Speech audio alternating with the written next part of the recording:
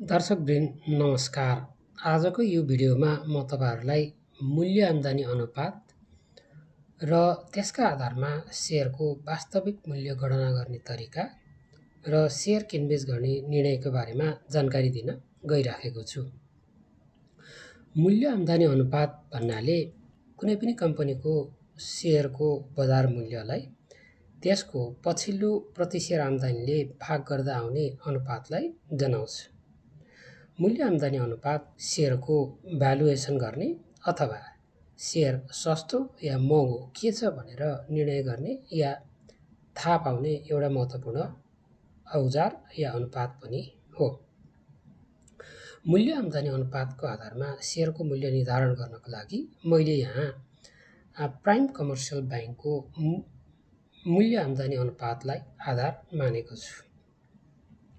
यसका आधारमा शेयरको वास्तविक मूल्य निर्धारण गर्नको लागि तपाई कुनै पनि कम्पनीको विगत 10 वर्षको मूल्य आम्दानी अनुपातलाई सङ्कलन गर्न सक्नुहुन्छ र त्यसको औसत मूल्य आम्दानी अनुपात गणना गरी पछिल्लो प्रति शेयर आम्दानीलाई गुणन गरेर वास्तविक मूल्य थाहा पाउन सक्नुहुन्छ। एकपटक प्राइम कमर्सियल बैंकको मूल्य आम्दानी अनुपातलाई हेरौँ। कम्पनीको मूल्य आम्दानी अनुपात हामी कम्पनीको वार्षिक प्रतिवेदनबाट लिन सक्छौँ र उक्त वेबसाइटमा इन्भेस्टर रिलेसन्स भित्र एनुअल रिपोर्ट भनेर क्लिक गर्यौं भने हामी कम्पनीको विगतको विभिन्न वर्षको वार्षिक प्रतिवेदनहरू प्राप्त गर्न सक्छौँ। यहाँ बैंकको पछिल्लो वार्षिक प्रतिवेदन 2077-78 को छ। यो वार्षिक प्रतिवेदन क्लिक गरिसकेपछि हामी यसको करिब अन्त्यतिर गयौं भने prime commercial bank limited principal indicator भनेर प्राप्त गर्न सक्छौँ। यो प्रिन्सिपल इन्डिकेटर प्राय कम्पनीहरूको वित्तीय विवरणमा दिएको हुन्छ र यी अनुपातहरू कम्पनीको वित्तीय प्रगति विवरण मूल्याङ्कन गर्ने महत्त्वपूर्ण आधारहरू पनि हुन्। यसको बुँदा नम्बर 4 मा प्राइस अर्निङ रेशियो भनेर दिएको छ र यो प्राइस अर्निङ रेशियो 2073-74 बाट 2077-78 सम्मको दिएको छ। यिनै मूल्य आम्दानी अनुपातलाई मैले यहाँ लिएको छु र यो मूल्य आम्दानी अनुपात मैले 69-70 बाट 77-78 सम्मको अनुपातलाई आधार मानेको छु। यो 10 वर्षको मूल्य आम्दानी अनुपातलाई जोड्दा 171.89 आउँछ र त्यसको औसत गणना गर्नको लागि यो कुल मूल्य आम्दानी अनुपात भाग गर्नुपर्ने हुन्छ। त्यसले भाग गर्दा औसत मूल्य आम्दानी अनुपात 17.189 आउँछ। औसत मूल्य आम्दानी अनुपात निर्धारण गरिसकेपछि दोस्रो प्रति शेयर आम्दानी सङ्कलन गर्छौँ र कुनै पनि कम्पनीको पछिल्लो प्रति शेयर आम्दानी हामी त्यसको पछिल्लो प्रकाशित त्रैमासिक या वार्षिक प्रतिवेदनबाट लिन सक्छौँ। पुनः म प्राइम कमर्सियल बैंकको वेबसाइटमा गएँ र प्राइम कमर्सियल बैंकको वेबसाइटमा इन्भेस्टर रिलेसन भित्र क्वार्टरली रिपोर्टमा क्लिक गर्नुभयो भने त्यहाँ कम्पनीको विगत विभिन्न वर्षको त्रैमासिक प्रतिवेदनहरू दिएको हुन्छ। यो त्रैमासिक प्रतिवेदनमा मैले पछिल्लो 2078-79 को दोस्रो त्रैमासिक प्रतिवेदनमा लाई खोलेँ। यसभित्र हामीले वित्तीय विवरणमा ख नम्बर बुँदाभित्र प्रति शेयर आम्दानी भनेर पाउँछौँ 17 रुपैयाँ 49 पैसा।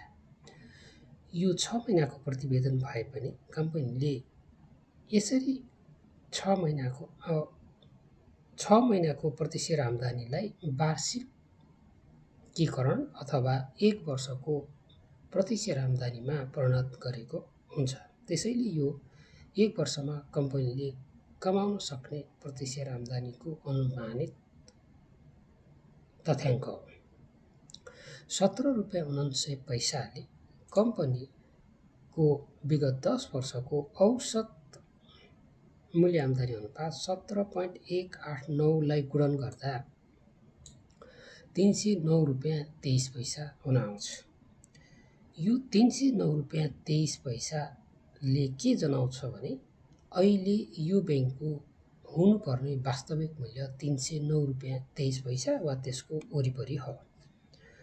तर बजारमा हेर्ने हो भने तत्काल सेयरको मूल्य 359 रुपियाँ छ अथवा नेपाल स्टक एक्सचेन्जमा यो ब्याङ्कको सेयर 359 रुपियाँमा किनबेच भइराखेको छ।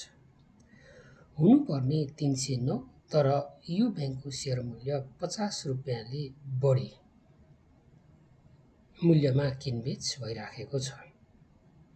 यी दुई तथ्याङ्कको आधारमा हामी के भन्न सक्छौँ भने यो ब्याङ्कको सेयर मूल्य तत्काल महँगो छ अथवा जति हुनुपर्ने त्योभन्दा बढी छ। यदि हामी प्राइम ब्याङ्कको सेयर किन्ने योजनामा छौँ भने तत्काल यो ब्याङ्कको सेयर हुनुपर्ने भन्दा बढी भएको हुनाले महँगो छ। अब हामीले यसको सेयर किन्नको लागि 309 भन्दा तल आउन्जेलसम्म कुर्नुपर्ने हुन्छ। यदि 309 भन्दा तल आए सेयर सस्तो हुन जान्छ र हामी त्यसको सेयर किन्न सक्छौँ या हामी लगानी गर्न सक्छौँ। तर हामीले कुर्दै गर्दाको अवधिमा ब्याङ्कले अर्को त्रैमासिक प्रतिवेदन प्रकाशित गरेमा प्रति सेयर आम्दानी फरक पर्न जान सक्छ। त्यो सँगै कम्पनीको वास्तविक मूल्यमा पनि परिवर्तन आउन सक्छ या परिवर्तन हुन सक्छ। यदि कम्पनीले अर्को त्रैमासिकको प्रतिवेदन प्रकाशित गरेमा पुनः वास्तविक मूल्य गणना गरी हाम्रो खरिद बिक्री निर्णयमा पुनर्विचार गर्न सक्छौँ या पुनः कम्पनीको वास्तविक मूल्य निर्धारण गरी सस्तो या महँगो छुट्याउन सक्छौँ। मूल्य आम्दानी अनुपात, प्रति सेयर आम्दानी र कम्पनीका वित्तीय विवरणको बारेमा थप जानकारी तपाईँ सेयरको आधारभूत विश्लेषण किताबमा पनि पाउन सक्नुहुन्छ।